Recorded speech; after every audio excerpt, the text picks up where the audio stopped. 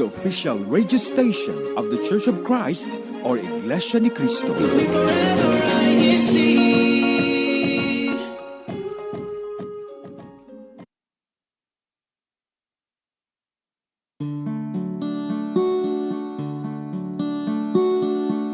be afraid to take the baby steps. It's another day, don't forget, 'cause just a prayer away. Don't give up now, trust the process and keep learning. And if you need a friend, we're in this together, together, together. We're in this together, together, together. We're in this together, together, together, together as a family in faith and melody.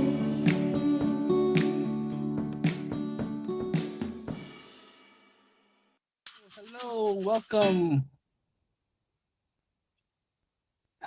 to everyone to Faith and Melody. I am Henry, all the way here in Germany, and here on Faith and Melody, we listen to Iglesia Cristo original music, while we also have meaningful conversations. But also joining me here today, Hello, everyone. I'm Belle here in the United Kingdom. And how often do you think about improving yourself? Surely, we all know. We're looking at our own selves, and we are not perfect as we are now. We have our flaws, areas that we can improve on. But do you take an active and intentional effort towards becoming a better version of you?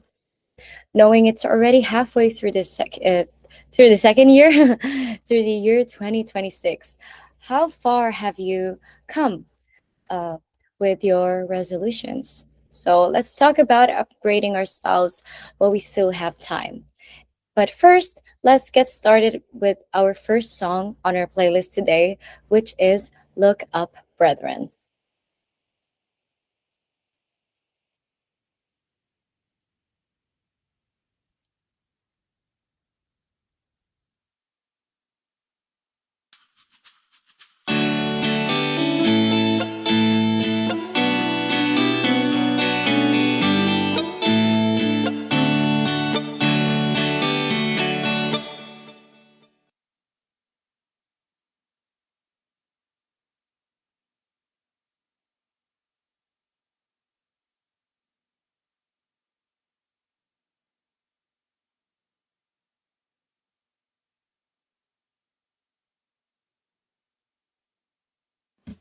Every day is proof of what is written. Signs that the world is nearing its end. Let's unite all the chosen. Let us strengthen our faith. Let us share the words of God and keep living by His commands. For soon we'll receive eternal life. Look up, brethren from every nation. Let's praise our Lord God and His Son. Let's rejoice in our salvation. It won't be long till that day comes. Hallelujah, wants all of us to be saved. For we are the heirs of His kingdom. His Son, our Lord Jesus, will return soon. For all the faithful chosen ones. So as we journey, let's prepare. Keep praying so we can persevere. Hold on to our faith in our hearts. Look up, brethren from every nation. Let's praise our Lord God and His Son. Let's rejoice in our salvation.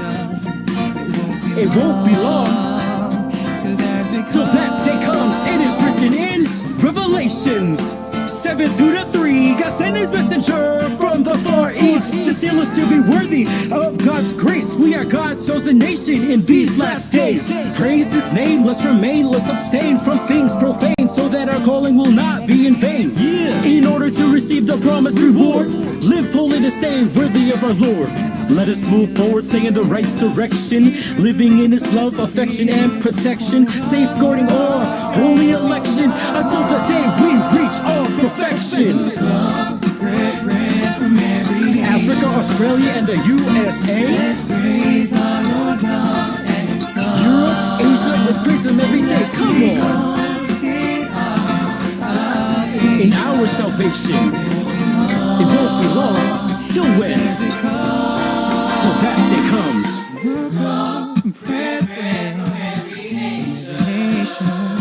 Let's praise our Lord God and his Son. Let's rejoice in our salvation. It won't be long till that day comes.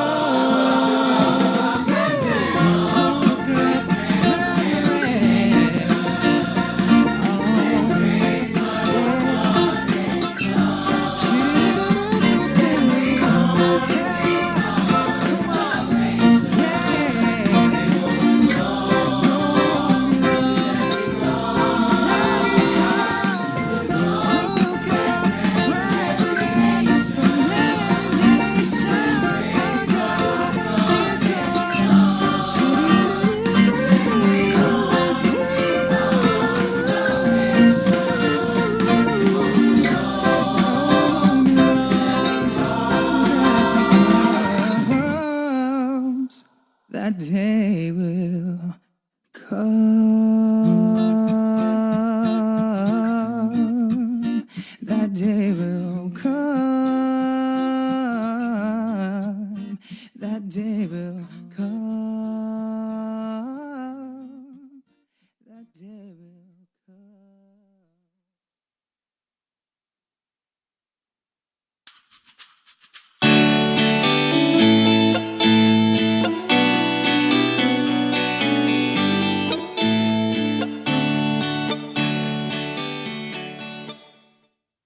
Good morning, good afternoon, and good evening, everyone. This is INCradio's Faith and Melody, where it is currently 12:07 a.m.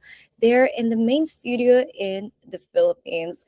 And on today's show, we get to talk about making a conscious effort to make a better you. Have you ever upgraded something like your car or something like a computer or even your phone?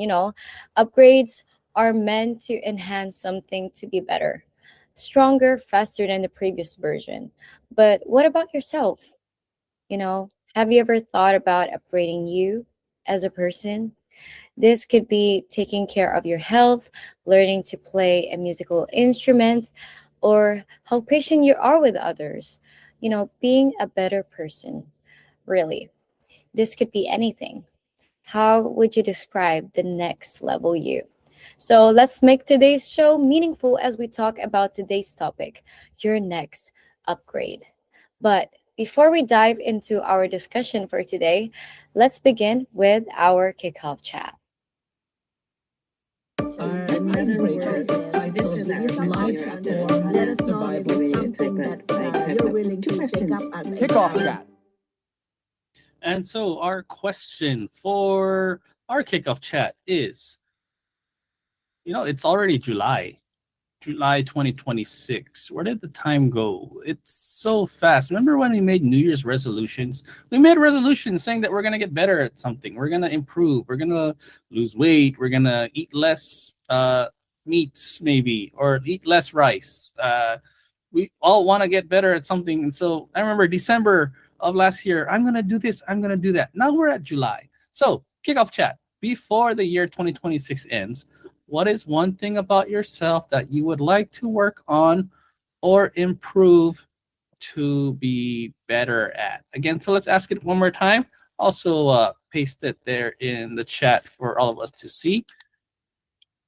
What is one thing about yourself that you would like to work on or improve to be better at? We got to get better. There's something that we're not so good or we're not so happy about ourselves. Maybe you look in the mirror and you say, hey, that pants looks a little too big for me. I want to wear my smaller pants. Or something to the effect of, hey, I think I need to uh, brush up on my German. I've been here for 4 years and I still don't know German.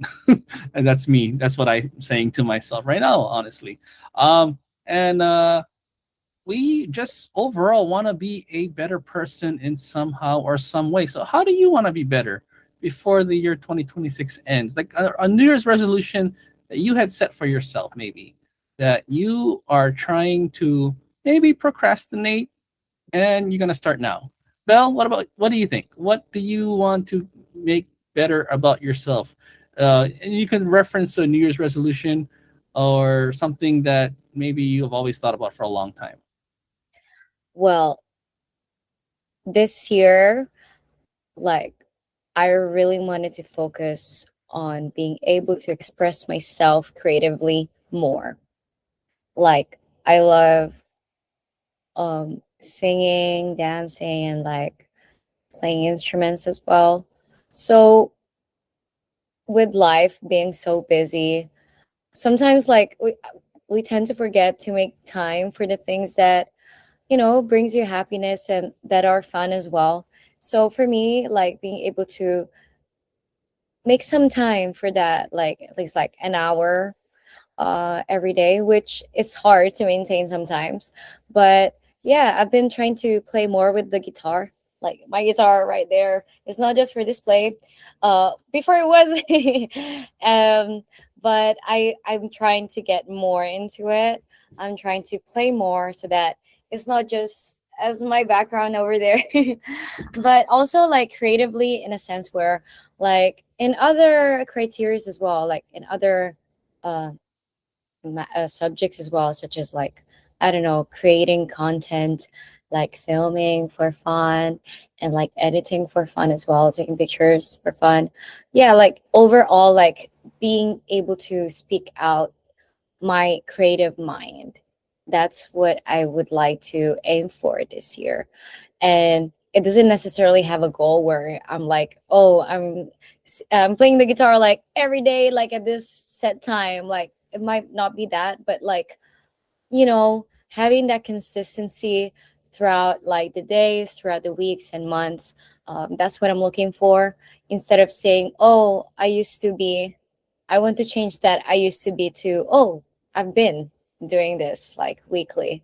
That's the goal. I'm not really aiming for something that is like, 24/7, but yeah, trying to get there, Henry, trying to get there. What Well, about that's you? good. That's good. I mean, the whole point of today's conversation is trying to. Like, when you make an intentional effort to improve, and even if you just say it once, when you say it once, we, not you, Bill, but everyone. When we say it once, we're almost putting ourselves into a level of accountability. Like, I'm gonna do this. I'm gonna do this. Uh, you got to do it because you said it. So it's a certain level of commitment to want to try. And even if it's not like 100% of you as you're doing it, because reality, life gets involved. It can take away some of your mental energy. And when you sit there, like for me, there's the ukulele right behind me, and how many times have I picked it up? If you've noticed in every broadcast, that ukulele has not moved. So what does that mean? That means I'm not playing it. That means I haven't really been improving on it as well. And it's not because I don't want to improve in the ukulele. I've been improving in other things, such as we talked about it last week. I had my project management exam that I passed, and that took up a lot of time. And now I'm about to schedule my German A1 exam to solidify, to force myself to improve on German language, because I've been here for 4 years and I still don't know how to order at the restaurant in German when I say sprechen Sie English, and that's me trying to talk English to the waiter or waitress or the cashier, and they say, my English is kaput. That means they can't speak English, so I have to speak German. So that's for me, to answer the question is, what am I going to improve before the year ends? Before the year ends, it is my goal to take the A1 German exam. And hopefully, pass it, and not just pass it, but even exceed to A2 for next year. Hopefully to B1. Just there has to be improvement for me, and whether for better or for worse, I'm somewhat addicted to always getting better at something. I need to get better at something. If I'm not, then my mind is gonna start to what's the word? I get bored. I'd rather do that than to get lost in watching too many shows, which is also entertaining. It's nothing, not saying anything wrong about watching things, but for me, like I have a passion for learning. I do like to, I really do enjoy learning. So, Belle, we have those in our chat who are saying hello, and actually we have some answers as well. Okay, so I see here Rachel Inocencio saying greetings to all viewers from the District of Central Europe, local of Heidelberg. We also have Baby Dialogo.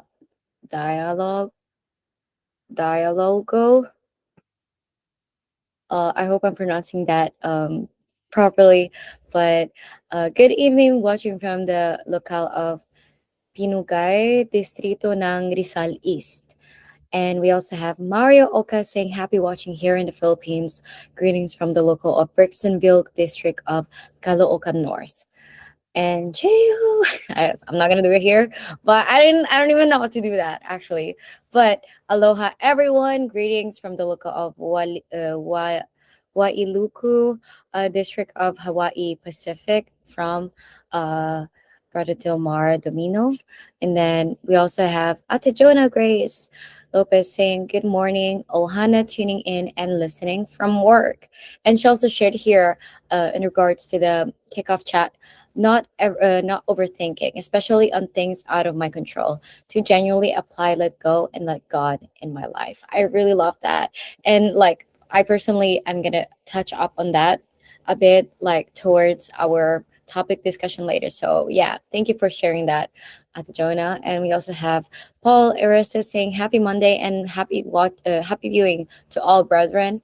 And we also have Joshua Arteta saying ganda madaling araw po. Pabati ang aming tagapangasiwa kapatid na Ricky Dante at sa kanyang sambahayan po. And he also requesting to play 45, one of the INC original songs. And he said here, lagi po din nating panoorin ang Faith and Melody Tuesday to Friday, 12 a.m. to 2 a.m. dito lang po sa INC Radio. So thank you so much for your support. We also have Reynaldo Ramos joining us there, as well as Mitchell Tinsai saying watching from the somewhere there in Southeast Asia. But yes, Henry, I think that's everyone as of now in our team live chat. Okay, and so I think that we're basically talking about how to improve ourselves. So we had an answer about not overthinking. I think that is something very surprisingly common. I'm going to talk about that myself. Overthinking can really lead you down not dangerous path. It can really consume your time. So but I can definitely relate to that, Ate Jonah, about wanting to control things that are, or trying to not control things out of our control, because really we can't control everything. We can only control ourselves. And that's just a hint of what we're going to talk about, as to try to be a better you, try to be an improvement of who you are as we talk about your next upgrade. And Kuya Tech, and we are closing out now. That has been our kickoff chat. Our INCRadio live transform. Let us know if it's something that you're willing to take up as a Kickoff chat. We will now be playing for you another set of songs. So the first one is Now That Salvation Is Near, or Sukui wa Chikatsuku. Hopefully I'm pronouncing that right, as well as Enlightened. So we'll be right back.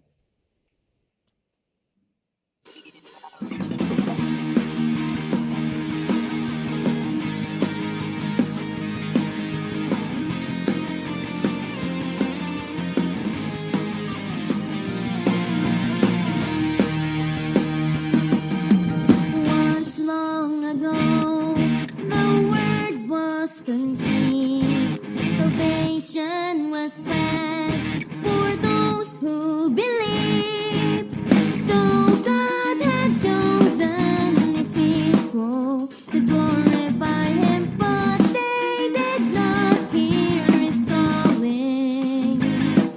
They kept denying. Then came the time the plan must be done. Once was the Word became man. He lived among us and suffered the pain of living. He gave His life for the chosen. The curse was broken. Angels from heaven gave praise to all His wonders. He gave His eternal grace. He drew us nearer to all His blessings and unceasing care. And then He guided us through it all and promised us He'll always be there.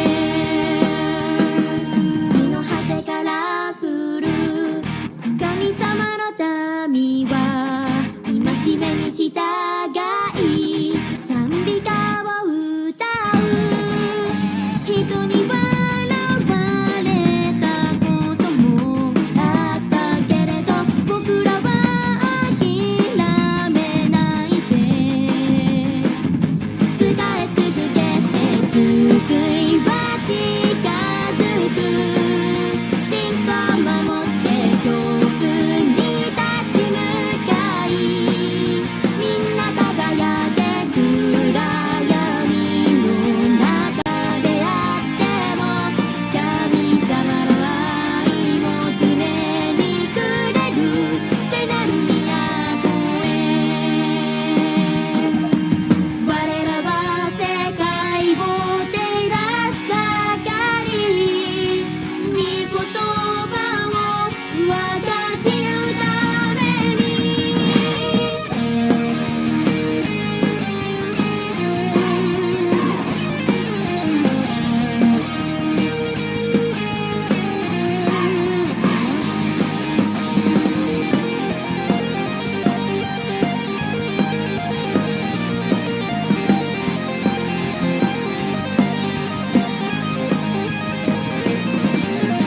Now that salvation is near, we must be stronger, ready to cast all our fears. Our light shines brighter than when the world seems so weak like the night. Realize that He's coming to save us all, give us eternal life.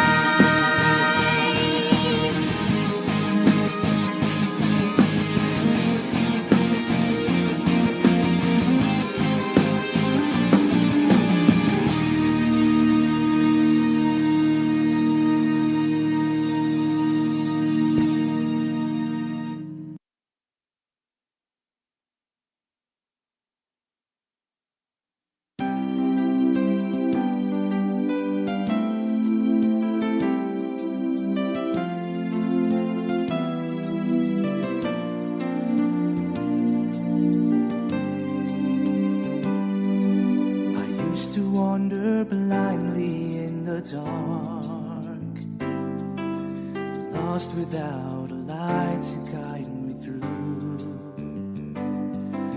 My mind was always weary and confused, asking where I could find the truth. And suddenly you came into my life. With God's word you opened up my eyes. You showed me the path so I could reach the Lord. Now I know that my soul will be saved. I was enlightened, riding up my way when you told me of the promise of our God. No matter where, no matter when, I will always remember how you showed me then you care.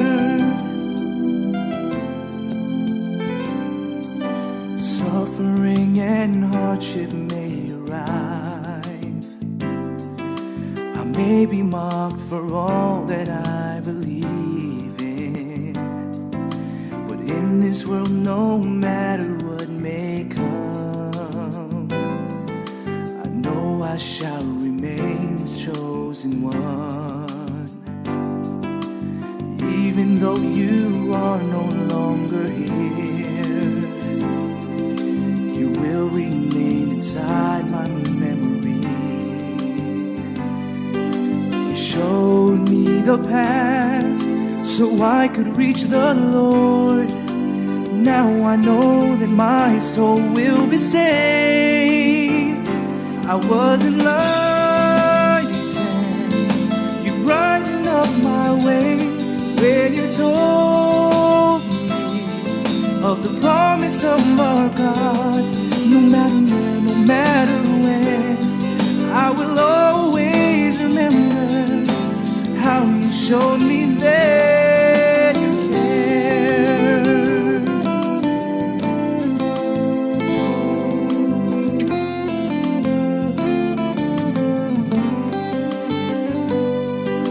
You showed me the path so I could reach the Lord.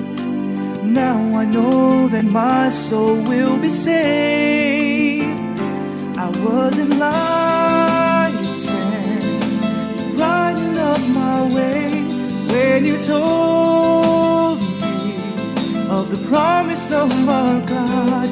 No matter where, no matter when, I will always remember how you showed me that you care. How you showed me that you care.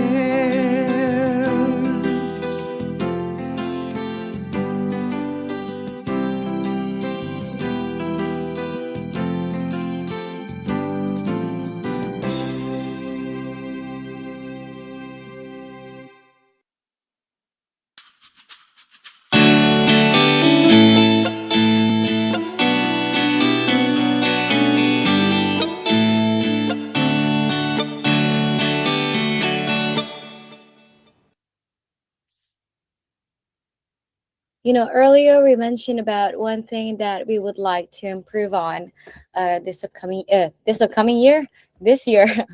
But do you think about improving yourself like in some other way or form? Like we talked about the things that we want to achieve, but what about yourself? Like maybe you're trying to be a more confident public speaker or learn how to be a better content creator and editor, like we mentioned earlier, right? And maybe you're trying to pick up a new skill for your job, or maybe you're trying to simply go to the gym and improve your health. And with that said, what does self-improvement mean to you? And how often do you think about trying to improve yourself in some way, Henry? I am always thinking about improving myself. And it's not because I don't like what I see or who I am. It's just that I always know there's room for improvement. So like I said earlier, language, I'm in a country where I've been here for 4 years and I still don't know how to speak the language. So that's something I'm taking a honest and dedicated effort this time around. Always trying to improve in my career, which is why I'm always studying something to increase chances that my resume will look better for someone in case I need to look for a job, in case someone is offering a better opportunity, or just in case I need to enhance the skill set about that particular certification. For example, project management. It's about managing people. It's about understanding people. It's about being patient to what someone is going through and looking things at their perspective. Oh, what's wrong? Why are you affected at work? Why is it that you can't perform your best? And maybe they just need an ear and you listen to their problem. You don't have to give them a solution because maybe it's a personal situation. But as long as someone's listening to them, you can make the difference into an important person's ability to contribute to something greater than themselves. And then when you help someone out in that way, you've increased your skill, your individual skill of managing people, of leading people. For me, always trying to think of ways to be a better parent, trying to be a better husband, overall be a better leader to those around me, and even a better leader to myself. Sometimes it's easier to give advice to people and say, maybe you should try this, maybe you should try that. What about giving advice to yourself? Sometimes you really have to confront yourself of the things that you need to improve on. And sometimes we put off of going to the gym. Now I'm going to the gym almost every day because I kind of have to, doctor said. And so it's like it's a way always to always just make yourself better overall as a person. Like today, we're talking about upgrading yourself, how you can make yourself a better version of what you are, even if it's only 1% better. If I can learn one German word today, then I've already got better than I was a minute ago or yesterday. So I'm using different tools to improve myself in various ways. But what about you, Bill? I'm gonna flip the question to you now. What does self improvement for you? What does self improvement mean to you? And uh, how often do you think about improving yourself? I think with what you mentioned, like it's very good that you think about it in a very consistent matter, like very consistently, because sometimes, when life really gets busy and so hectic, and you feel like you're having trouble catching up, um, yeah, sometimes that could slip out of my mind. And for me, being able to self improve is acknowledging who I am right now, like who I am today, and still being able to welcoming the change for myself, because there's always room for improvement. And whether it is for your health or for your people skills, or creative skills, it's always self improvement, it's always an improvement. And when you mentioned that at least you learned one new word in German, that's still like 1% better than yesterday, right? Because that's like an added word to your German vocabulary.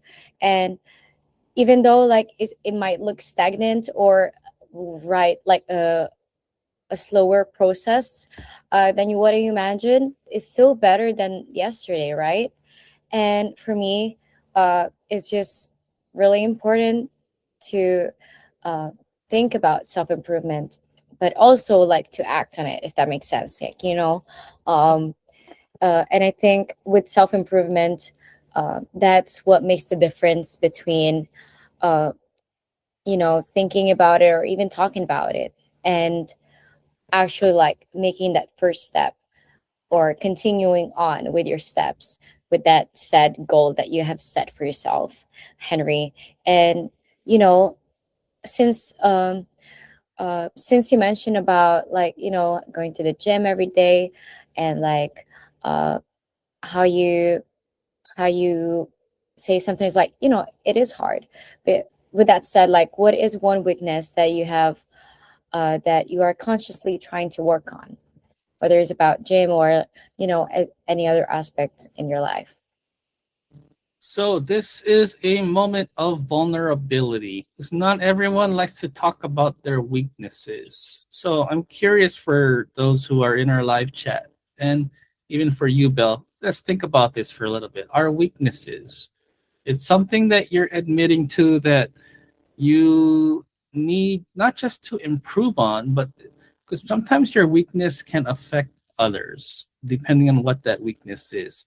It could uh, ultimately even affect you in a bad way. Weaknesses, like we mentioned earlier, some of us are saying overthinking, right? Overthinking is it can be what they call a rabbit hole in today's terminology, where it can lead you down a path that gets darker and darker, and maybe you don't want to go.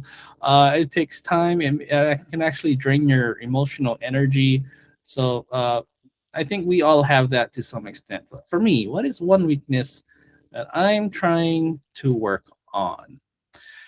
Okay, so I'm gonna say my weakness is recognizing that everyone is trying their best, because the reality is sometimes when we see the effort of people, they can do so much more, and it's like I have to keep telling myself everyone is trying their best. We all are trying their best.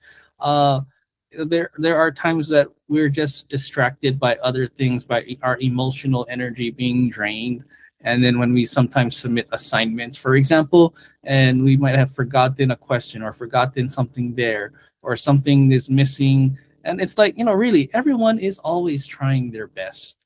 And it's to recognize that, and to how I'm trying to work on that is to basically be an active listener to what it is that they are bothered by, because we really are always bothered by something, even if we're trying to consciously solve immediate problem in front of us.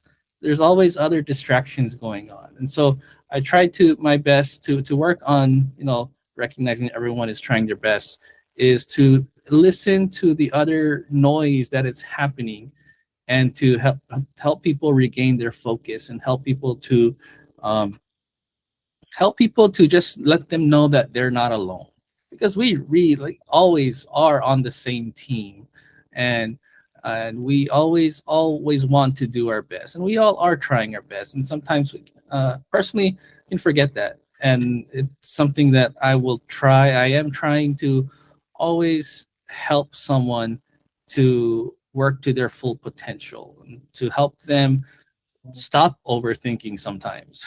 Because when we get into our own heads, we can get lost in there, and I try to bring them back and make sure that their best is what is being put forth. Does that make sense, Belle? I don't know if you can relate to what I said. That's what's in my head in terms of like, just trying to be more understanding, and try to be more encouraging, and try to be more positive, and always try to bring out the best in everyone, even if they're having a hard time doing so themselves. So turning back the question to you, Belle, a little moment of vulnerability. What's one weakness you have that you're trying to work on? Well, Henry, I love that you mentioned about, you know, um, trying to understand others more in a way where, yeah, maybe for us, it doesn't look like the best, but to them, it is the best that they can give at that given moment. And we get so frustrated sometimes. And with that, like, I tend to overthink. That is one of my weaknesses. So when, like, Ate Jonah mentioned there in our team live chat about it, I was like, oh yeah, like that is something that I can relate. Because when you pay attention a lot to like small details, um yeah, you start like overthinking uh certain matters or like certain details, because like uh maybe for others it's like nothing, but then for you, since like you have an eye for details, right? Maybe like you perceive it in a different way because of that. But you know uh I'm still trying to navigate through that, because maybe there's a reason why, like, I see those type of details, or like just those small details that no one really catches on. And I'm trying to, like, it's either like, the saying, ignorance is bliss. Like sometimes, like, knowing too much, or like having too much info regarding something, or like you just see something and it just like bothers you so much. It's like when like, I don't know, a word or a line isn't aligned, and you're like, oh, I can see it, it's bothering me. Something like that. And I feel like when it comes to other matters as well in life, those details can make you feel the same. So when I do overthink, um, I tend to, you know, like, go to dark places sometimes, because, like, I mean, as human beings, sometimes, that happens. Like, you just get so overwhelmed.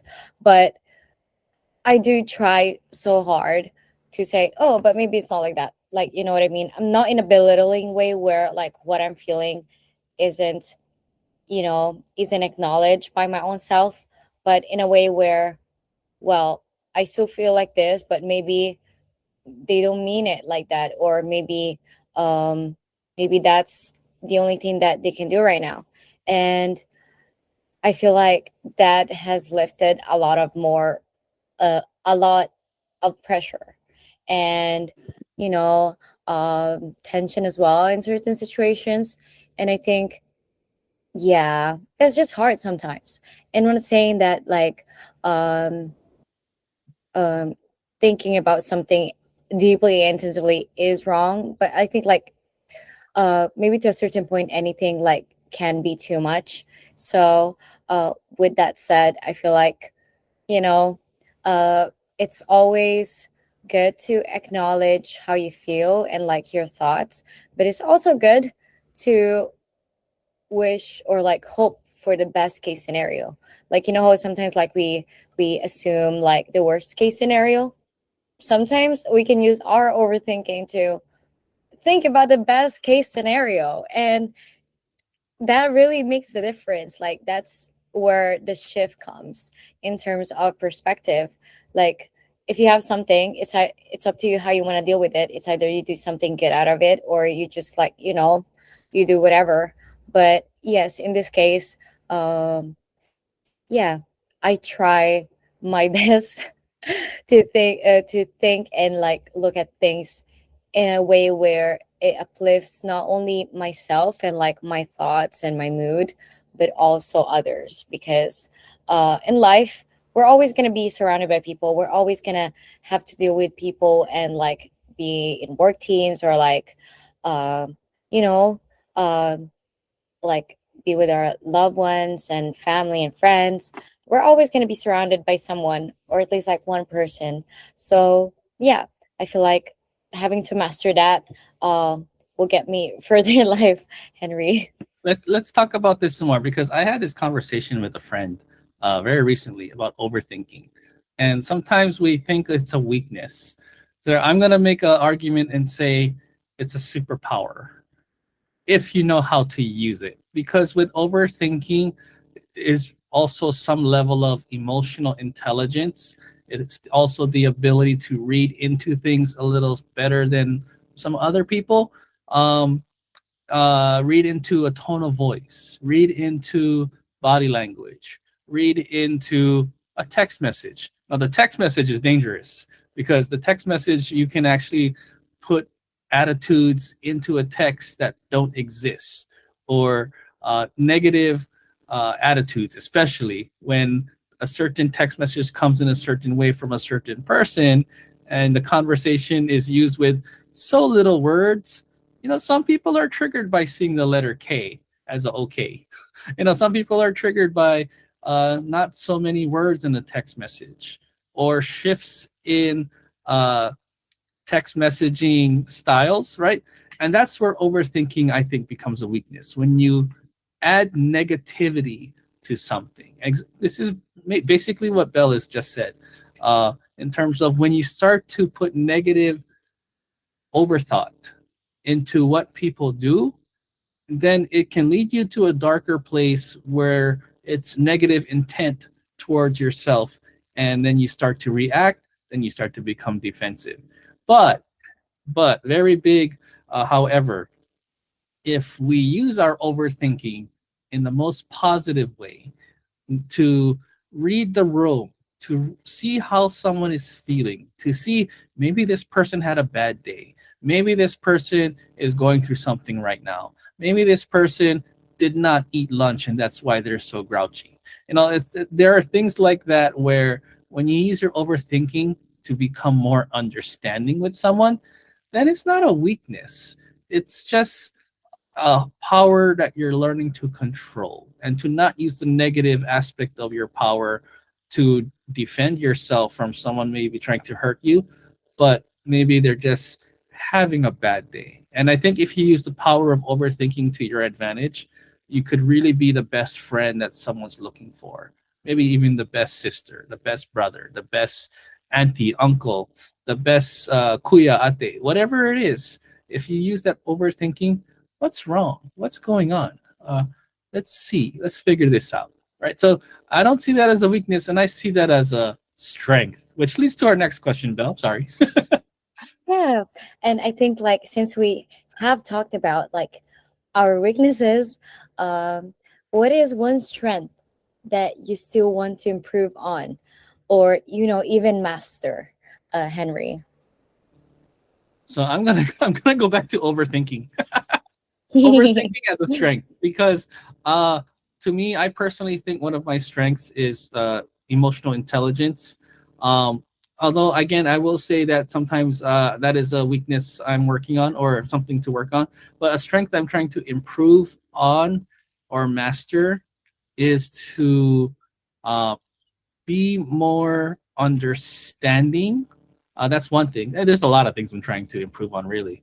Um, but I think, I'm going to change it a little bit. One thing I would like to improve on for myself is knowing how to give myself up more, if that makes sense. A little bit of sacrifice, how to sacrifice a little bit more, and not always, like for my kids, right?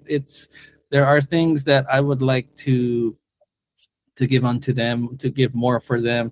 There are things I'd like to give more for others, and there are different ways of sacrifice. So it's more of, how do I put this? It's like a language of love, really. It's not knowing how to sacrifice. It's knowing how to adjust to someone's needs, if that makes sense. Because sacrifice, or languages of love, is not always about just being there for someone. But how are you there for someone? What does my child need for me to be a better father? What does my wife need for me to be a better husband? What does whatever team I'm in, even if it's officers or even if it's other brethren, what do they need from me, so that they can be of more uplifted? So it's a strength for me. I'm trying to improve is trying to listen to the needs of others, if that makes sense. Because not everyone will get the same. Uh, for example, this is a conversation I had with a friend, which is why I'm so happy to talk about it. Uh, Not everyone likes to get gifts. Some people just really like to get words of encouragement. Some people just like to know someone's listening to them. Some people like to just have someone sit next to them to feel less alone. There are different ways to express love to somebody else. And so for me, what am I trying to improve on? I have the strength of giving, but I need to improve on how to give what someone really wants. Does that make sense, Bill? I need you as a mirror. Does that I make sense? think I think what you're trying to say is like being able to cater to other people. And I think this really goes in like hand in hand with like love languages. And since love languages is like a whole like language, you know how like there's like five, I think it's five of them, like main ones. And when you said that, like, oh, some people don't like gifts because like they like to be catered in a different way. And what you're trying to say is being able to understand them, being able to still express like your care, your support, and love for them, but still making them feel that care, love, and support that you have for them.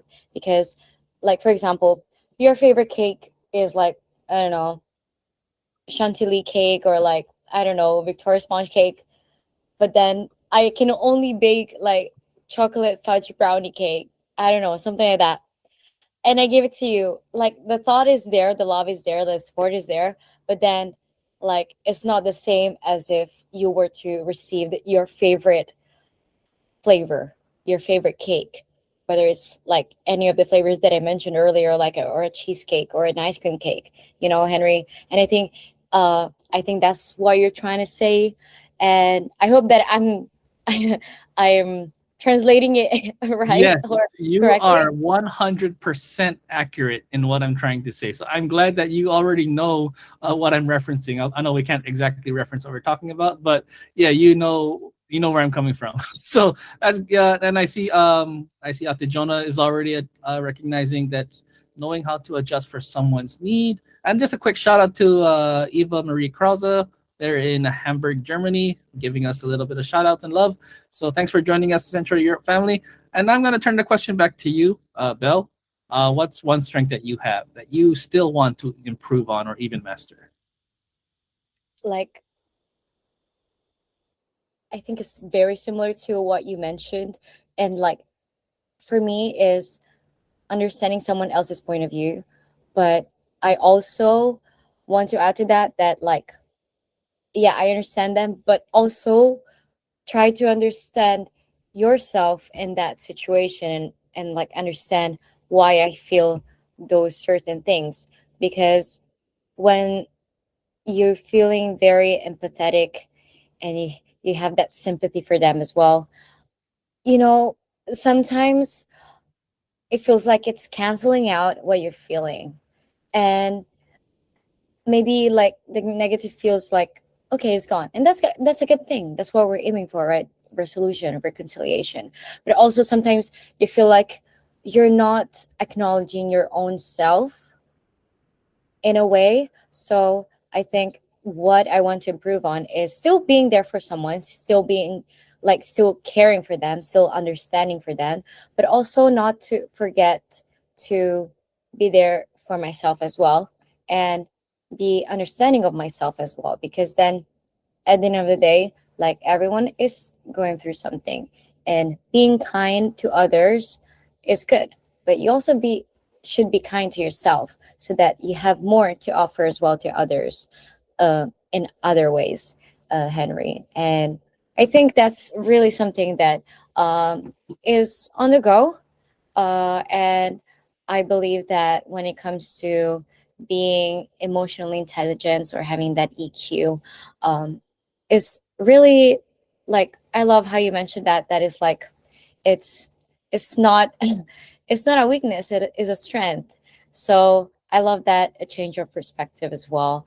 And with that said, like, since we are talking about our strengths, or like one of our strengths, um, what like, name one strength of someone that you know and admire, and that you would like to imitate or incorporate into your skill set, Henry. And even like our Ohana there, like, if you uh, can join us in our topic today. And I think this is also to uh, show that, um, if we are like, the people that surrounds us, always help us improve ourselves. So, Henry, one strength of someone that you're thinking about right now.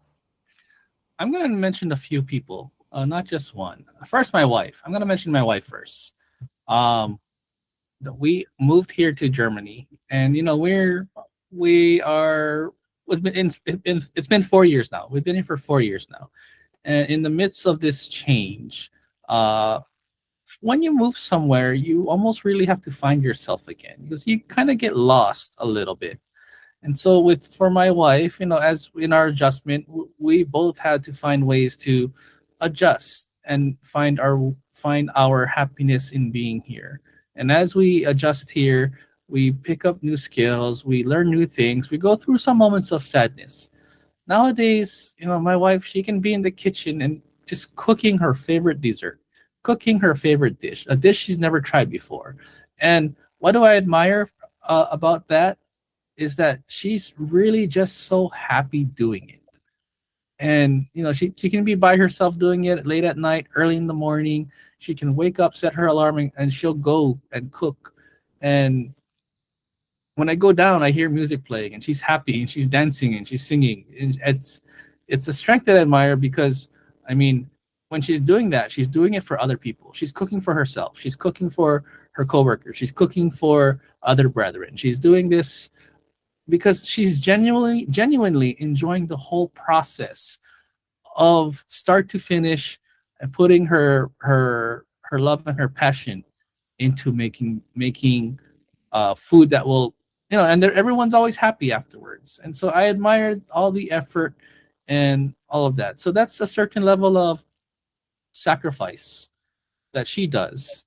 And like Joshua Rubik is saying in our chat, they had strawberry lemonade yesterday, and my wife was very passionate about ensuring that everyone had strawberry lemonade on a really hot day. And so I was like laughing, because she was so eager and so serious to ensure that everyone had strawberry lemonade. We did a little extra sacrifice to make sure it happened, or particularly she did. So I admire that level of commitment to making sure everyone is cool on a hot day. And she's been doing that for the past few weeks. So what's that skill? There's a lot of skills that go into that. Sacrifice being one, knowing what people are looking for, hard work, really, to do all that, right? And being happy through that process. Another skill, we have a lot of time, so I'm gonna mention others. There are those who I've met along the way that even if they are alone doing a hard task, um, they will stay up as late as they have to. They will work hard, even if they're going through a certain circumstances, situation, and the product that comes out of it is so unique, so artful, and such an inspiration.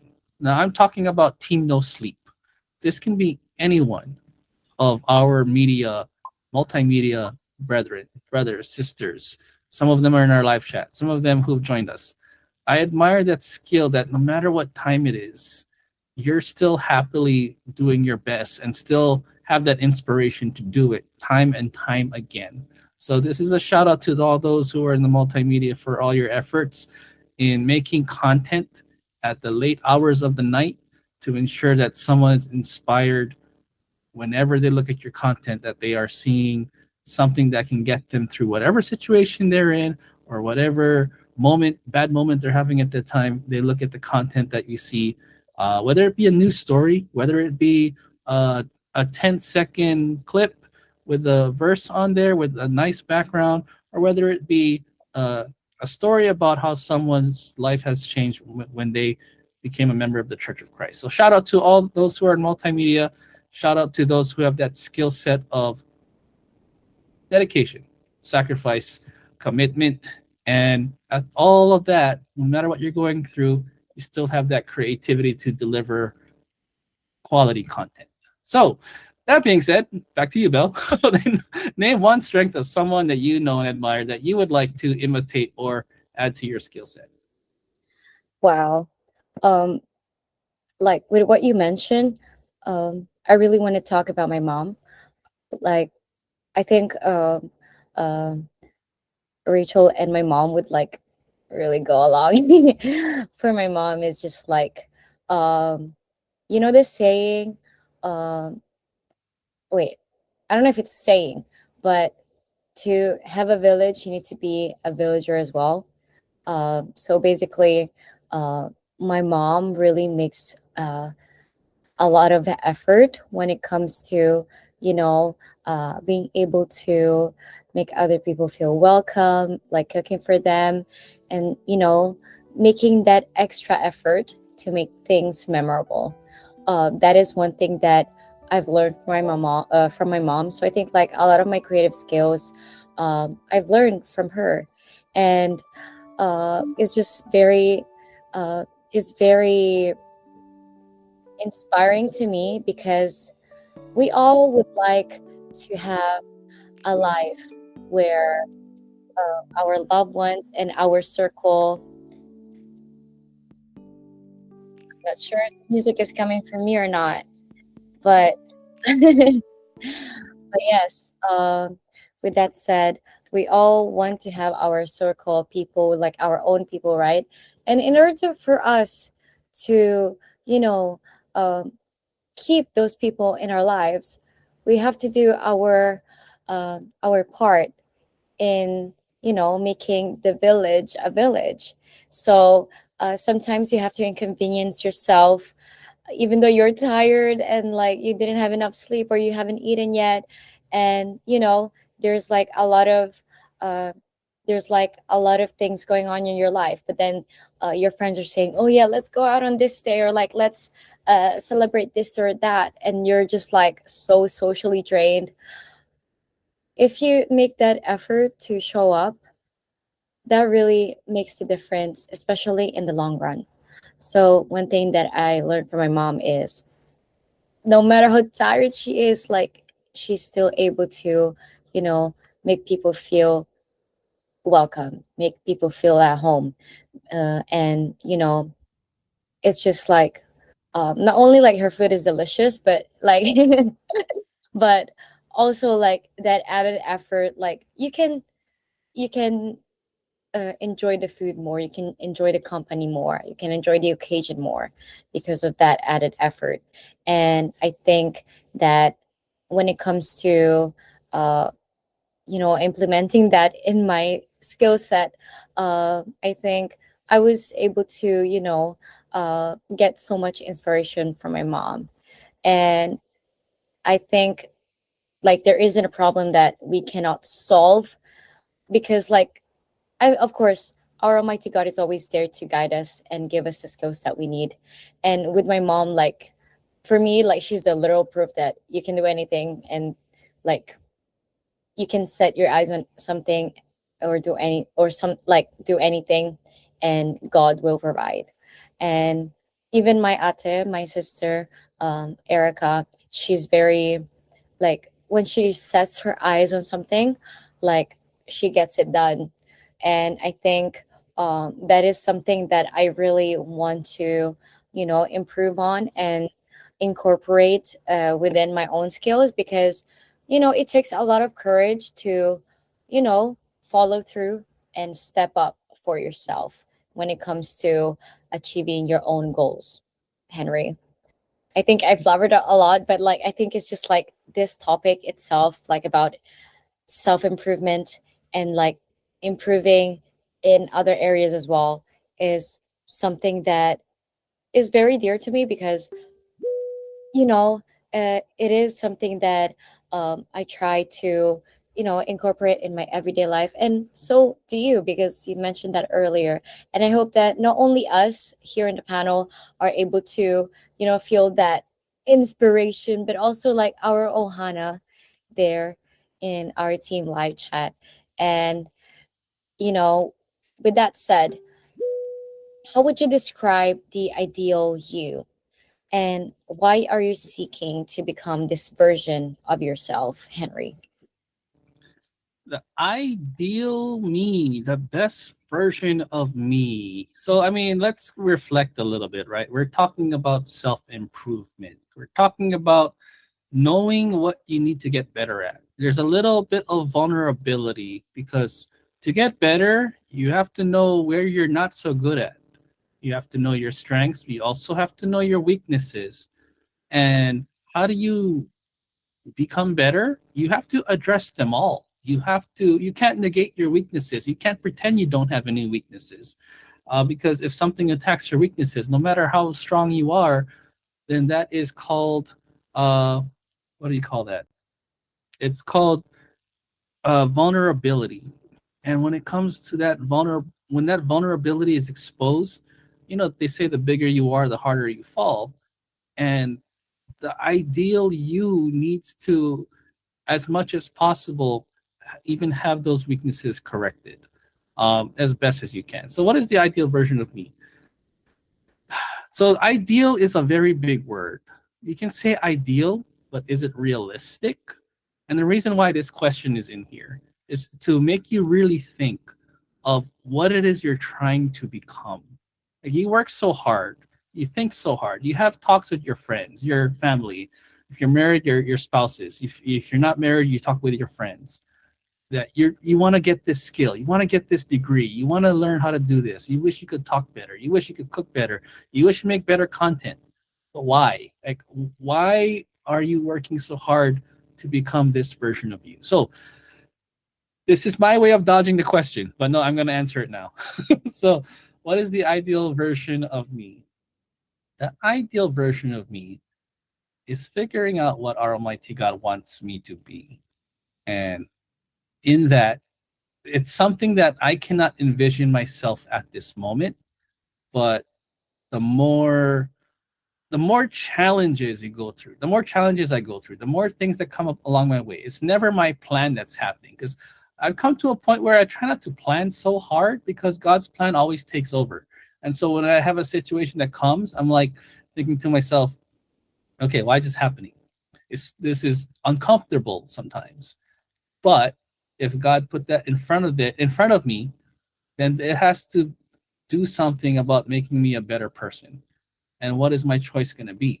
Is my choice going to be to get upset about what's in front of me? Or is it going to be to deal with what's going on and find the best answer, the best choice, even control the best feeling and emotion that I have, so that whoever it is, whatever it is, wherever it is I'm faced with, it moves me towards becoming a better me. So the ideal me is one that's always improving, because I don't think we can always envision what the best version of ourselves is.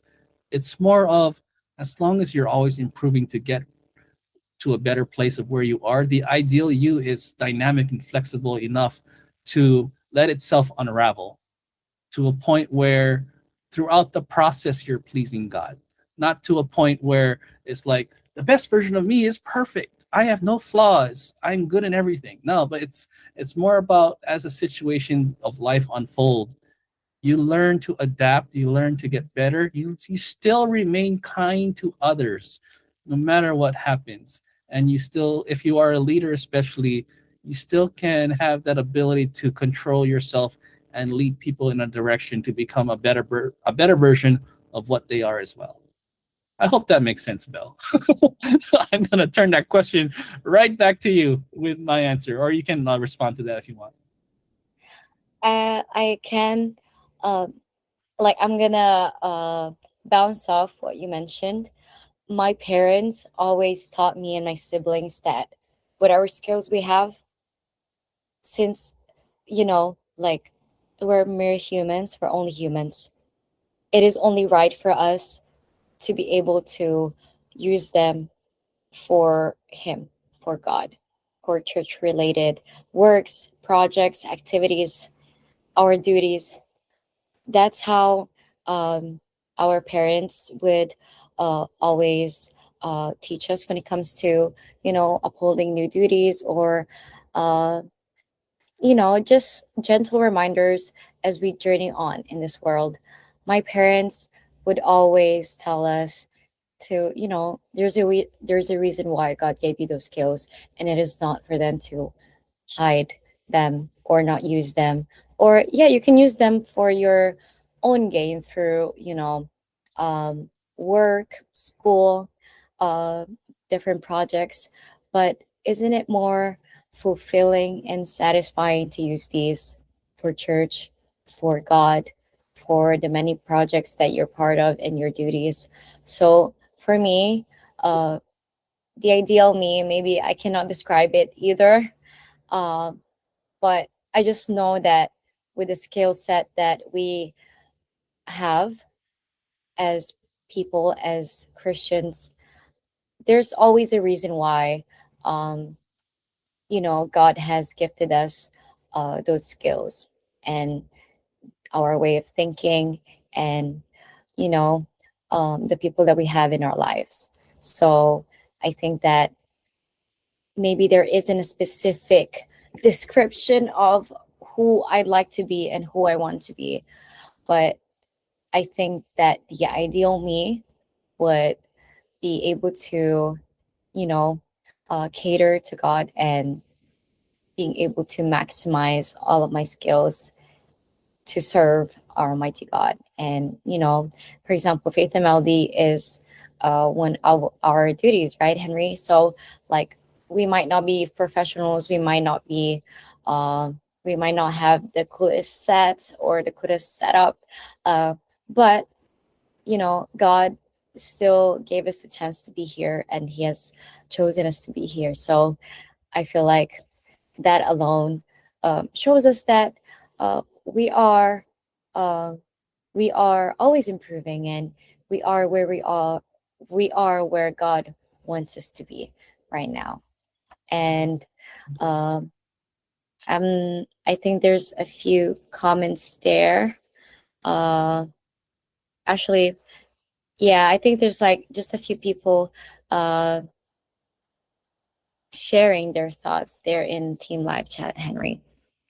Yes, so we're getting some messages, or we got some messages from Ate Jonah, basically saying that self-improvement is a daily task I try to commit to, especially in applying the phrase "let go, let God." It's really difficult if we try to do it on our own, but commitment and trust in God truly help. And she also says, when we were talking about weaknesses, she relates and she resonates with what you were saying.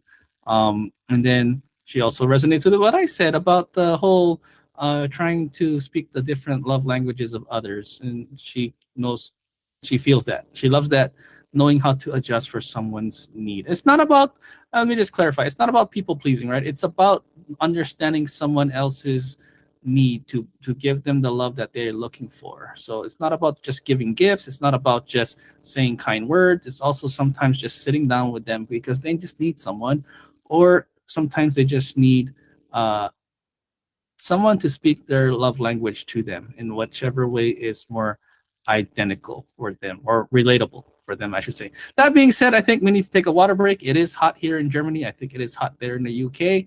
And after this break, we'll introduce our panelists, who we always have joining us because she always shares great insights about, especially this topic about improving oneself. So that being said, we will listen to our heartbeat song, as requested by brother Josh Arteta.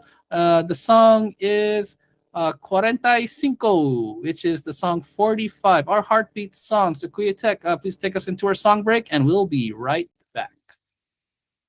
Your requested songs, our favorites, Faith and Melody Heartbeats.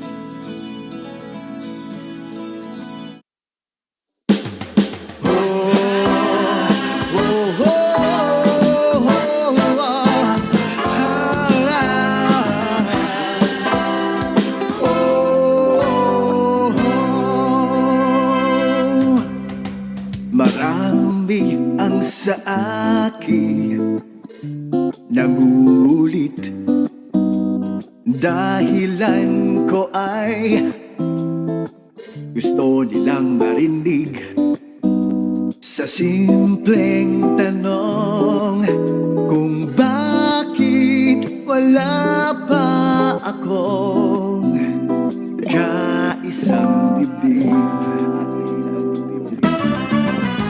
Sa totoo lang ay di ko alam kung talagang sa akin may nakalaan na aking susuyuin at mamahalin. Bakit di pa siya dumarating?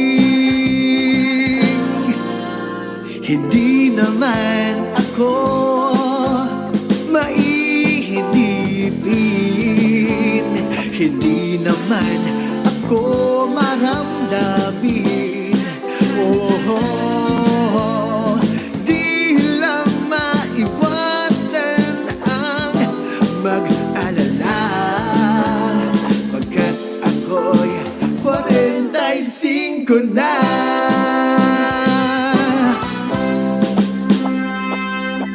Pakiusap naman, ako'y nakikiusap. Sigaw ng puso ko'y aking mahanap, umaasang sa aking may nakalaan. Di ko lang alam kung saan at kailan. Hindi naman ako maihinipin, hindi naman ako maramdamin. Di lang maiwasan ang mag-alala, pagkat ako'y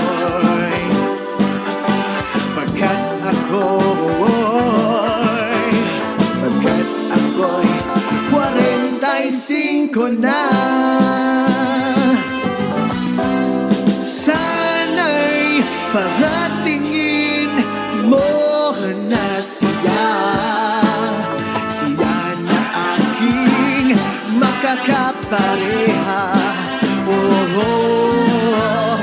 Nais ko nang mag-asawa bago ako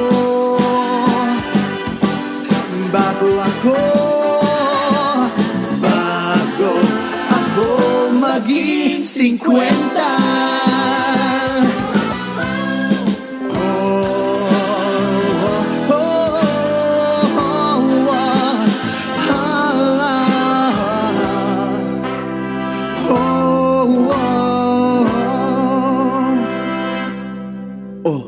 ayun na pala siya.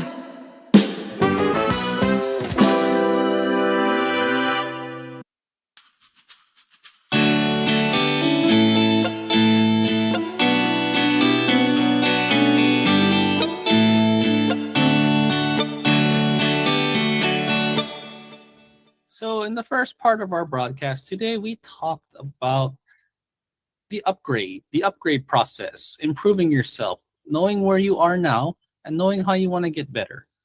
And so, it's a little bit of vulnerability when you talk about your weaknesses. We all kind of know what we're good at, what our strengths are. When you start talking about your weaknesses, you have to think a little on the deep end of I'm not so good at that. And sometimes it's hard to admit that. But in the whole process of trying to improve yourself, you're facing and you're admitting to yourself, this is something I need to work on. And you go through processes, you go through phases, you go through some hard times, difficulties even, and it changes you. And that whole process is possibly the upgrade that you need. It helps you become a better version of you. Before we get into that, though, we have our panelist with us here today who's always contributing her thoughts and her experiences because she's been all over the world, literally, and has a lot to share. So we're going to welcome again as she introduces herself. Welcome back, Chanel. Hi everyone, I'm Chanel Manalili, all the way from Frankfurt, Germany, and once again, I'm so excited and happy to be on Faith and Melody today. Hi Kuya Henry, hi Belle. Hello. And as my fellow, what's the word? Are we immigrants? What are we? Migrants? We are travelers? How do you define yourself? That's a good question. I guess I can say I'm an immigrant. Yeah, Weird, right?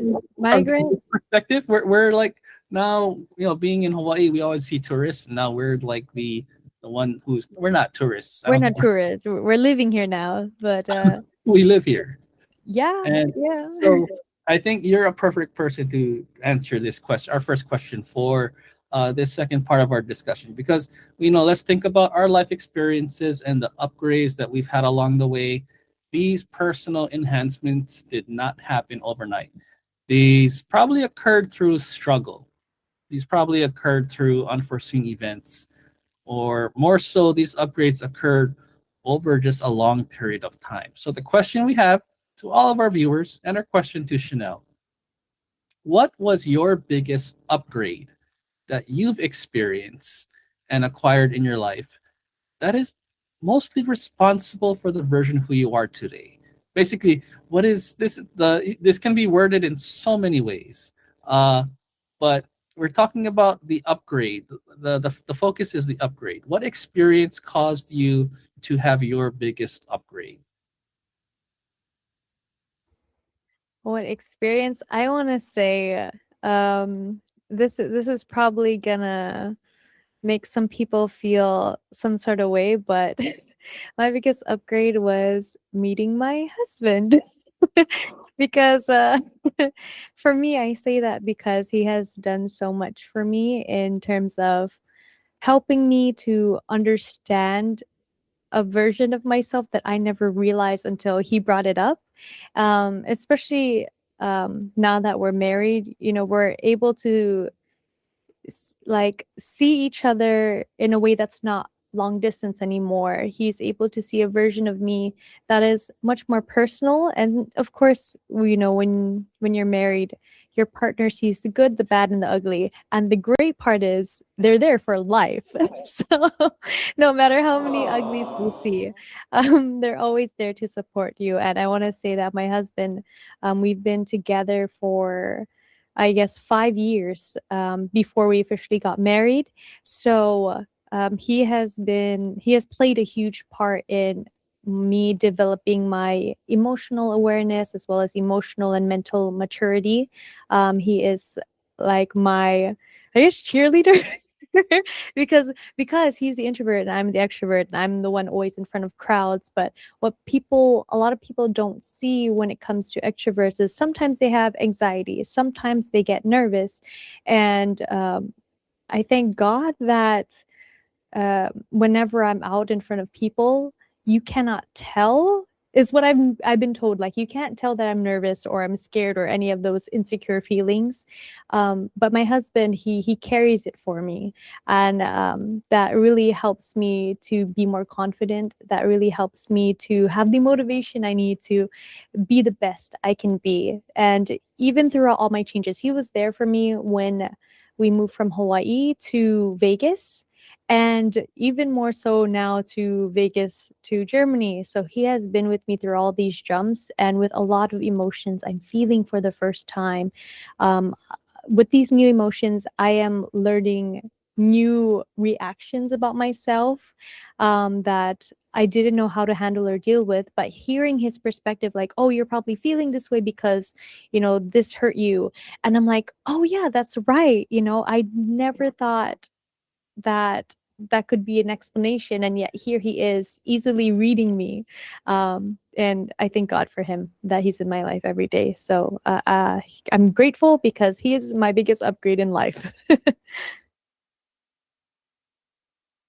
And so yeah, that is like any spouse, husband, wife who is on this broadcast should always say that. That is the way to get points. To say that your upgrade is your spouse. It's like, wow. No, I should have said that. I'm gonna say that now. My best upgrade is Rachel, my wife. And that's how when I'm done, I'll have a good dinner downstairs. Anyway, yes. So getting your upgrade to have your spouse to be your biggest cheerleader, your biggest. I resonate with that because I also had a long distance relationship with my wife, and it wasn't that long. But when you actually come together, that's an instant upgrade in that marriage alone, in that wedding, in that the moment you say "I do," the moment you put that ring is an upgrade. Whoa! I just had an epiphany. That ring is an upgrade. Level up. You've acquired wife. You've acquired husband. It's pretty interesting. Yeah, and I don't want to add more to that. I think you pretty much said it all, Chanel. So let's change perspectives a little bit because we talked about married life. Belle, I'm going to ask you the same question from your what you've been through, and just to give a little background before you answer.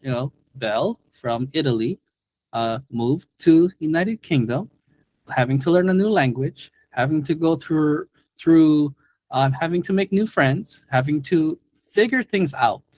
Um, what was an upgrade that you got along the process? That in that process, talk about the process and the upgrade that you've gotten along the way. If I can also ask Belle too, because I want to know her perspective. Because as someone who's not yet married, has there also been upgrades you made on yourself in order to be the person for the one? And what have you done? Wow. Okay. Wait, that's too much info. Joking. But like, as someone who used to live in Italy, okay, there, like, when we were in Milan, Italy, um our house wasn't as close to church as our house here in the UK. And one of our one of our prayers as a family uh, was to uh, find find a chapel for like our area, or find a house that is near the chapel. That was always like one of the things that we requested as a family. And um, in Milan, funny enough, like other locales were able to get established, and there were like another two locales that were relatively nearer to us, so we were able to move to both of them, not at the same time, but through the years, like we were able to move to both of them, and like slowly we were getting there. Like, but who would have thought that, like, once we were here in the UK, we would have been able to live near the house of worship. And I think that is one of the biggest upgrades that we had, like, as a family, because even before moving to the house that we are living right now, we used to live relatively near to this area. So, like, slowly, like, but surely we were getting there. And now that I look back, sometimes I really think about it. I'm like, wow, like we've been praying for this for years, and now, like, we are living in an answered prayer of ours. And that's like something that is so astonishing to me.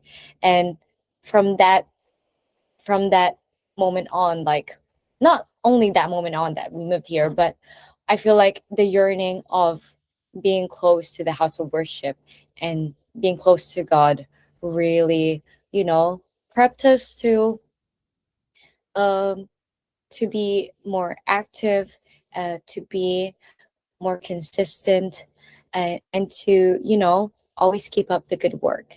And me, as myself, as we've gone through so many changes during this past decade, I feel like all those changes were necessary for me to be where I am, to be who I am today. And change is scary. It is very scary. Like, I wasn't even a teenager. Like, yeah, I was a teenager, but I wasn't 18 yet during those all of those changes. So, like, it's just very funny that I didn't really want to move here to the UK because it's gloomy. And, like, I didn't know, like, I knew English. I used to speak a lot of English, but I didn't speak it like this fluently. So, like, coming here, there was like a lot of culture shock. And I grew up in a city, right? Like, in a really busy city. So before moving, like, here to London, we used to live in the countryside, or like in the southwest area of England. And yeah, it was I was very much culture shocked because there was so much greenery and it was very quiet. And for me, I'm like, oh, like, wow. Like, it's very slow pace. It's very quiet. I'm not used to this. So that also added to, like, you know the struggles in a way, because not only you have to adapt to the language, to the new country, to the new home that you have, but, like, the surroundings as well, like, weren't as they weren't similar to the ones that we grew up in, like, as a family. So I was just like, yeah. I was just like, Dad, I wanna go home. And it's just astonishing how now, like, this is our home. And yeah, it's crazy because I think we've touched on this, like, last Monday, Chanel. So, like Henry said, like, what is home? Like, is it Germany? Is it Hawaii? Is it the places that you've lived before? And for me and Arian, we were like, it's just weird because, like, you can't really define what home is now, because is it like Philippines, is it Italy, is it the UK? Because when I'm in the UK, I say, oh, I'm going back home to Italy. But then when I'm in Italy, then, like, after that you have to say, oh, I'm going back home to the UK. So it's just like that constant, like, switch, because you feel at home in both places, but at the same time it's not the same thing anymore. And for me as a person, the changes that I've experienced as for myself is the adaptability of things, like being able to adapt to things and looking at things in a different perspective. Like, instead of saying, oh, like, I'm so scared of change, like, why does this have to happen to me? I try to switch it and shift to, oh, maybe there's a reason why I'm going through this. Maybe there's a reason why God changed that thing in my life. And as a person that I am today, I feel like, yeah, there's still a lot of improvement that I can work on. And even like once I'm married, uh, I feel like there still be a lot of improvement to work on. And sometimes we tend to forget how much we've changed and improved because you know, we keep improving so much that you don't get to realize that on the everyday basis that, oh, wait, I'm changing. Like I'm I'm not the person that I was before.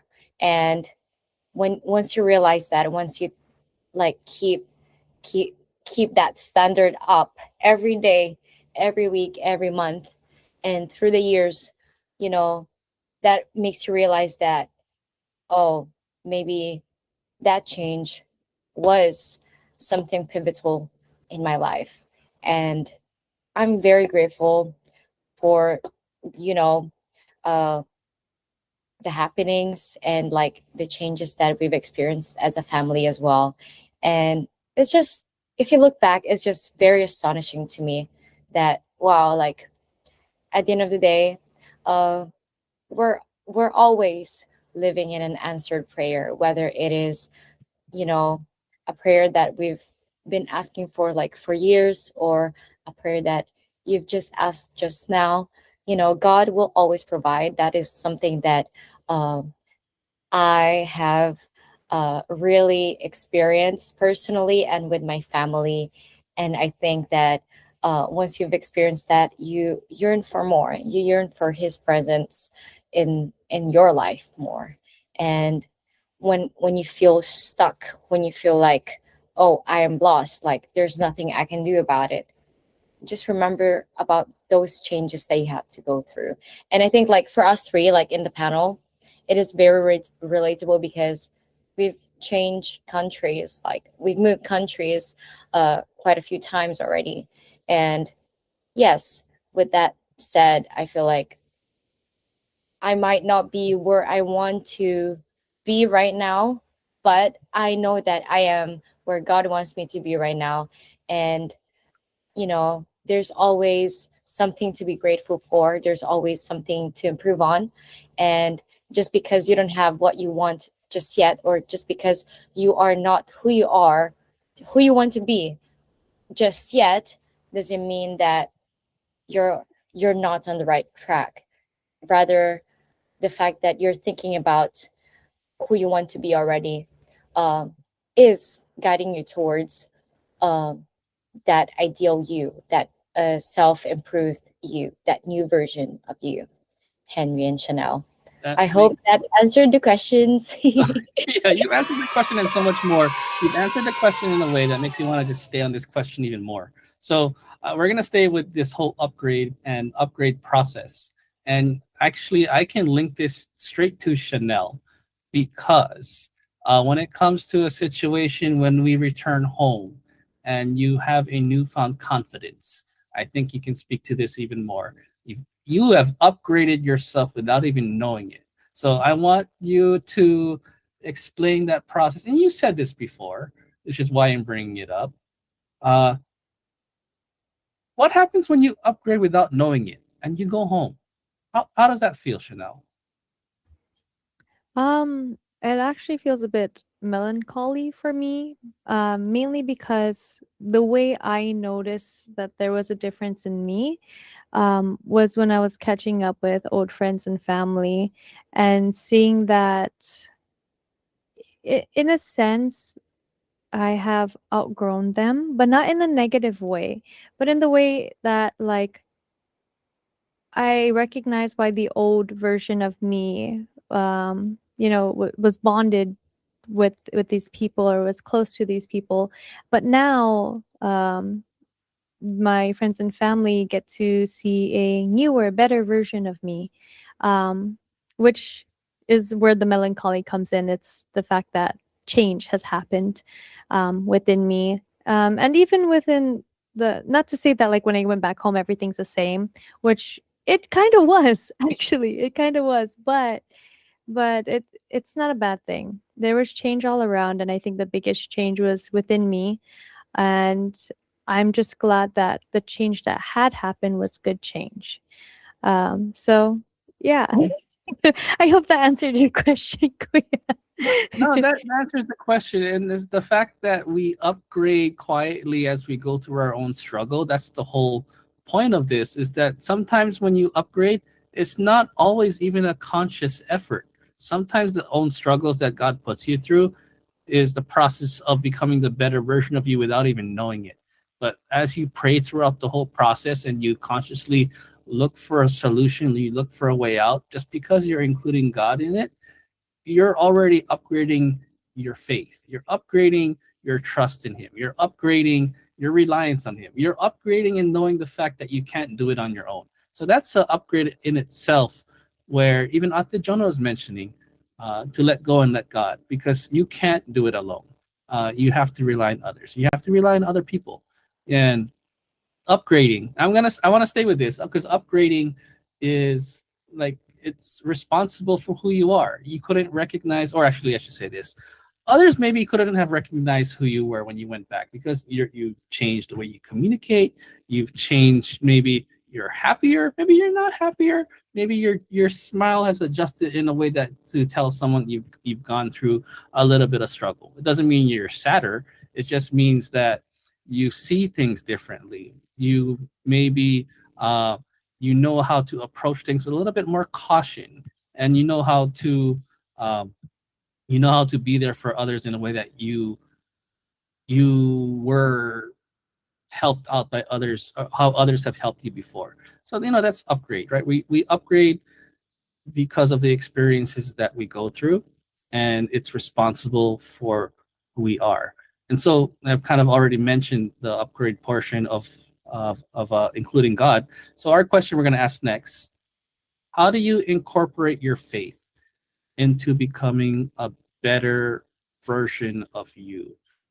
Whether or not we are consciously trying to become a better person, including God in the process of getting there when you're blinded by whatever struggle you're going through, or you have a goal that you had set beforehand to get a degree, to pass your German exam, to move to a new country and find your place where you belong. And me and Chanel can definitely relate to that.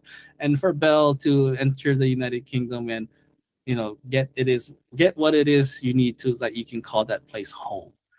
So how do you incorporate your faith, Chanel, into becoming the better version of you, always improving, always trying to learn something, always trying to become more comfortable where you're at? How do you incorporate your faith into that? I think having an open mind and understanding that, or having an open mind and being open to God's plan, that is what has helped me immensely in including my faith in any level up that I've had, and also keeping myself busy with my duties. Like the lessons always say, if you prioritize God, He will take care of everything else. And without a doubt, looking back and reflecting on my life, God has moved mountains for me to get to places I never thought I'd be at. Like in our last few episodes, I talked about the odds of me visiting Korea. On top of that, even being able to live and study there, I never in my wildest dreams would I have thought that. And I truly believe that the times when I wasn't even looking for change or growth, I was just simply living my life, just simply coasting. I believe that God has pushed me into the direction for my growth because He saw my potential and He knew how much more I could do. And the example that I want to give for God's proof in my life is when I moved from Hawaii to Vegas. I was already doing so much in Hawaii, like to the point where I think I got comfortable. Like I already knew everybody. I was so used to, performing and being the face of the the district for a bit, which is a huge blessing in itself. But when I moved to Vegas, I feel like God's lesson for me there was to have more experience in leadership, and also being able to figure out how to use how to be more assertive, I guess, how to be more assertive and know what's right from wrong, especially when it comes to fulfilling my duties, and how to trust in him more. Yes, moving to Vegas was the biggest trust in God lesson that I had, because again, huge adjustment. And then um, when we moved to Germany, uh, now my next lesson that I believe God gave to me was to use the talents and skills that I gained in Vegas and apply it here to help whoever he sends my way. Really, whether it be helping to encourage them in their faith, building their confidence, or sending them on the right direction, especially when it comes to fulfilling their duties or remaining active. Um, that's what I've been doing. And in doing so, I learned to be a lot more blunt, the German way, more blunt, straightforward, and assertive, but with that flavor of Hawaii aloha, with that sort of softness to it. And I love it, because it has really shaped my personality into its own unique version, unique leveled up version of myself. And it's really good, because you'd think that you'd lose yourself or bits and pieces of yourself throughout these processes of change, but no, I've only leveled up, like what this topic was, and gained the best part of me, and I still am, and I know that I'm still learning and growing, and I have yet more to improve on when it comes to myself. You've kind of just described your life as a video game, in the sense of, you're getting these upgrades along the way, and you're celebrating every upgrade. And when you play video games, every time you find the treasure or you upgrade, there's like a little da da da da, like some kind of song to celebrate your thing. And so when you go to Korea, there's a Korean song. When you go to Vegas, there's another song there.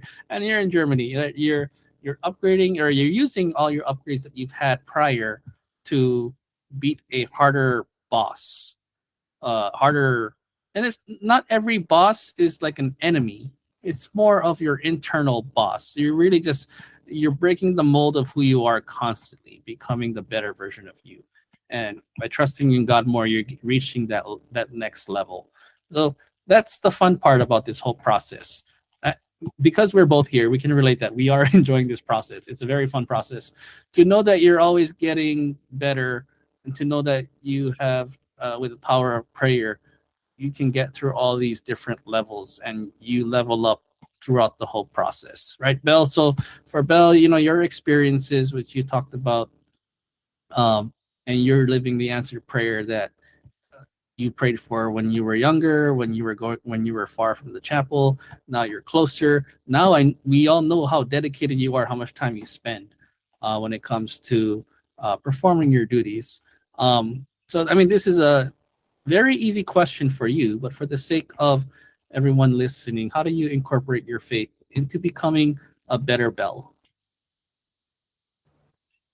Well, for me, incorporating my faith means putting God first in everything that I do. For example, like in finding a job. Um, and I think we talk about it, but when it comes to looking for a job, if it's if it's affecting the performance of my duties, then maybe it is not something that God wants me to take.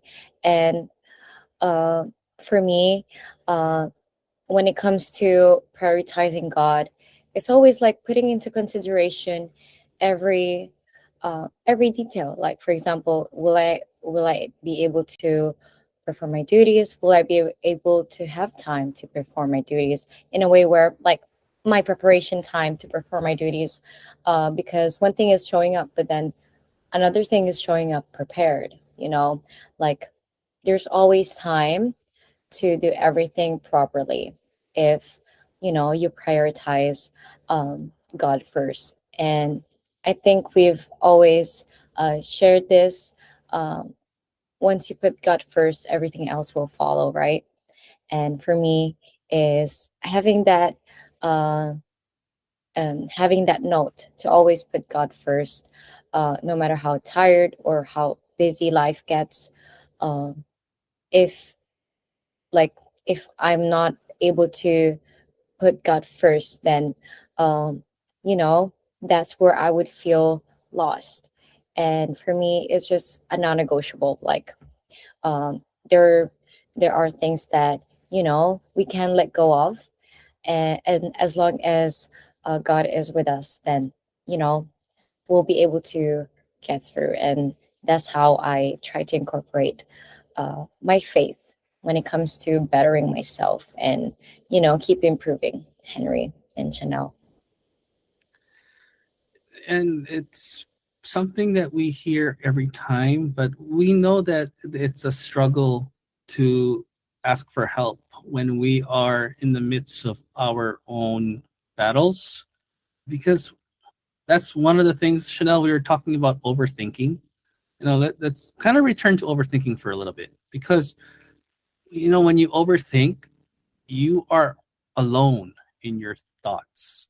I want to ask this bonus question to Chanel. What are your thoughts on? 'Cause for me and Belle, we were talking about overthinking for a little bit, because there are pros and cons to overthinking. Some of the cons, we know what the cons are of overthinking.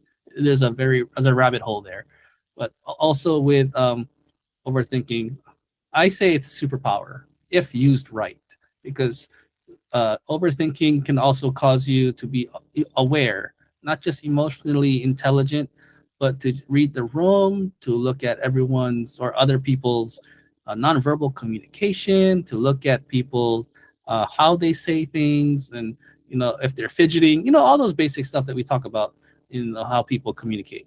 What are your thoughts on overthinking, its dangers, and maybe some of its pros, the good things about overthinking? Um, I think overthinking, usually when people overthink, it's used as a form of protection for themselves, whatever they had dealt with in the past. Overthinking is their comfort action, defense mechanism. And it's okay to an extent, but the moment you become so lost in it, and I know I fall victim to it too, especially when I end up getting analysis paralysis, where I overthink so much that it stops me from doing the things that I want to do, or it stops me from fulfilling my full potential, from the goals that I have made for myself. Like, for example, like if I want to write a book, but my analysis paralysis stops me from starting, because all these overthinking thoughts and fears come in, and then I have the perfectionist trait. So it's too much. So at that point, this is where I bring in that one Bible verse. I wish I had it pulled up right now, but basically it's they taught this in the worship service too. It's to watch out for your thoughts, because it can consume you.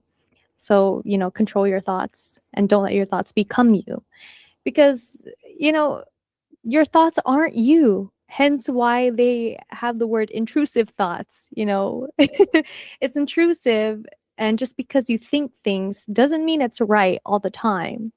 So overthinking is fine, but you also have to set boundaries with your thoughts. It is the biggest thing that I want to say. Yes, yes, definitely. And when we talk about thoughts, only you know your thoughts, and that's where you can get stuck with yourself. And part of the conclusion with what me and Belle were talking about, if you are overthinking the most positive result, then you are using your overthinking in a direction that you can trust in God to make that result a reality. And that's the one of the good things about overthinking is if you control it to not let it be intrusive and put you in a dark hole, but rather to see the brightest possibility, and then you couple that with prayer, right? So last question we ask in connection with that: how important to you is it to ask for help rather than relying on yourself to improve, rather than relying on your thoughts, rather than relying on overthinking, rather than relying on the probable outcomes that you can think in your mind? How important is it for you to ask for help? And we're always going to talk about having prayer, devotional prayers, but we're also talking about even asking for help from, let's say, from elders, help from your spouse, help from your trusted older brother, older sister, kuya, ate, help in general. How important is it for you to ask for help, Chanel? Oh, yes. So I think for me, I kind of want to focus more on asking for help from God in prayer, because in order to do so, you have to humble yourself. And if you want to level up, one of the biggest traits you need to have is humility. And you also need humility in order to see how all the things that God is doing in your life. Otherwise, you won't be appreciative. So, yes, it's so important for me to pray, because sometimes when I get stuck in my thoughts, I have to meditate right before I have that prayer with God, right? That's what we're taught. So, you have to kind of sit quietly and quiet your thoughts, and instead focus on all the things that God has done for you, and focus on not the things that you've done, but how God has helped you, and really practicing humility and being able to give it all to God and let him know.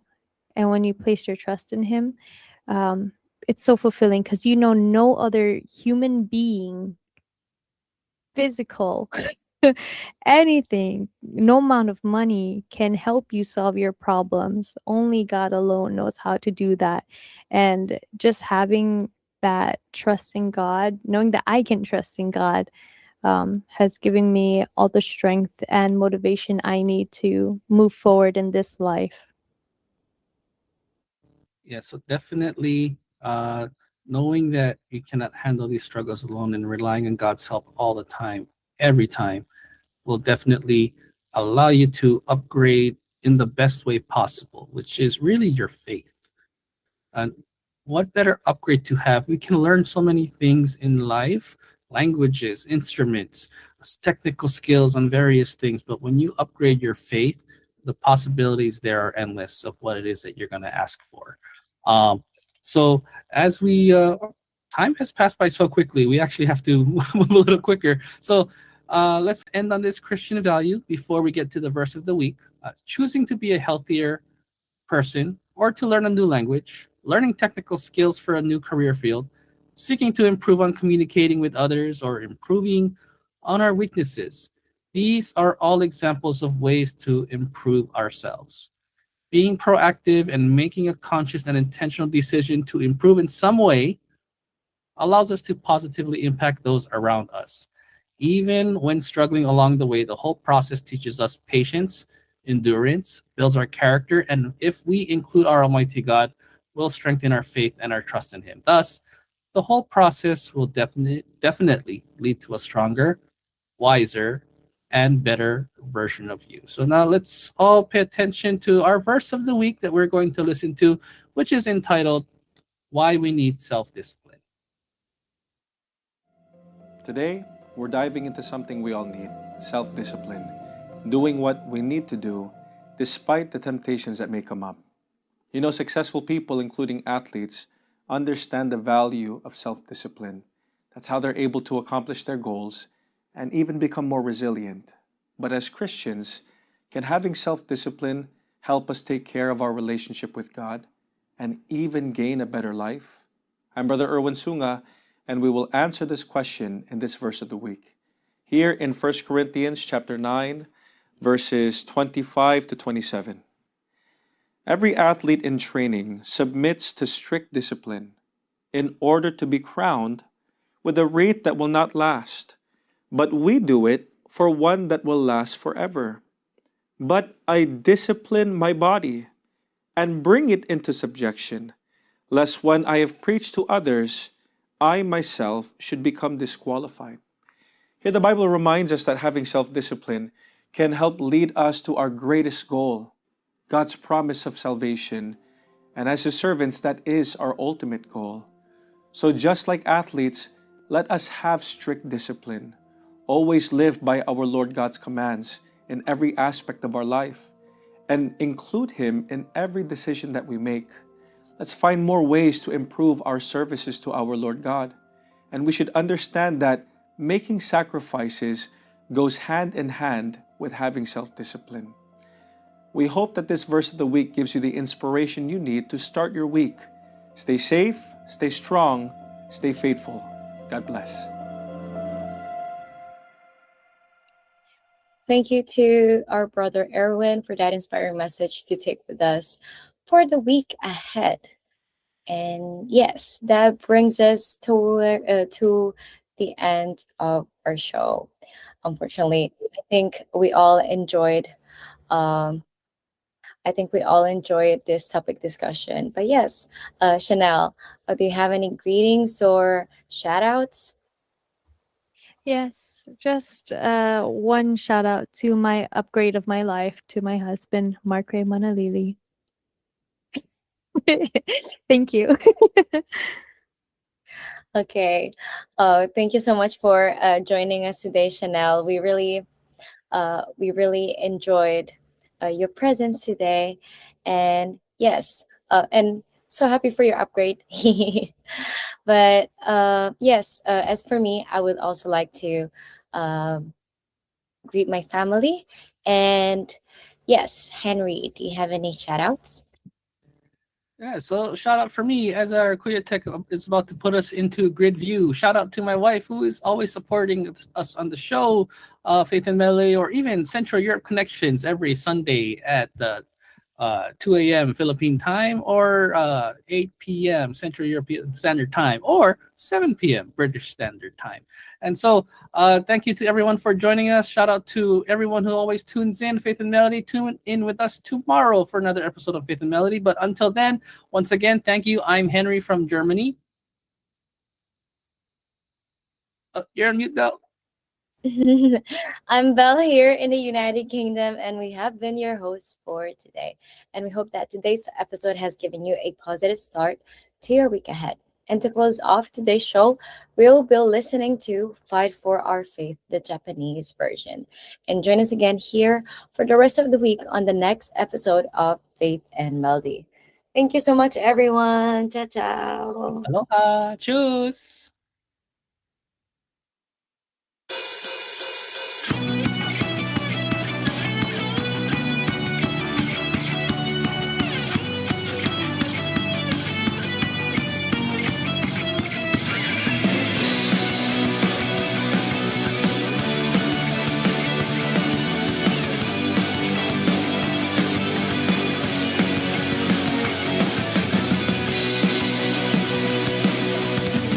僕らの旅はまるで戦場この世は危険だらけ決して油断はするな悪魔が信仰を壊そうとしても踏みとどまって信仰を守る弱に囲まれても諦めない最後まで戦い続ける戦いに向かってく中で信念を持って突き進め敵が攻撃しようと守りやめない恐れず立ち向かい負けずに戦え心は揺るがず主の意志を貫き続け信仰のために戦え